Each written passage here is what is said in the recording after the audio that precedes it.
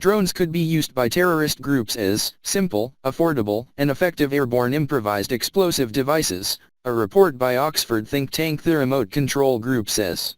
The authors suggest manufacturers should program drones with the GPS coordinates of no-fly zones. The British government should also relax regulations on radio frequency jammers, they add. In addition, they advise tighter UK licensing regulation. Currently in the UK, anyone can own and operate for non-commercial purposes a drone that weighs less than 20 kilograms, 3 pounds, and there are hundreds on the market. A range of terrorist, insurgent, criminal, corporate and activist threat groups have already demonstrated the ability to use civilian drones for attacks and intelligence gathering, the report reads. The best defense against the hostile use of drones is to employ a hierarchy of countermeasures encompassing regulatory countermeasures, passive countermeasures, and active countermeasures. Image copyright Getty Images. It suggests that these could include limiting the payload capacity of commercial drones, devising a security alert system when drones appear in no-fly zones, the development of innovative less lethal anti-drone systems. However, David Dunn, professor of international politics at Birmingham University, told the BBC that licensing may not deter terrorists.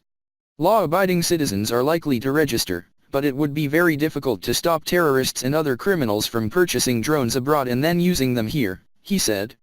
Up until now it was expensive and required skill to be able to fly an aircraft, which acted as a form of regulation in itself. Now, you can fly these things relatively easily over people's heads.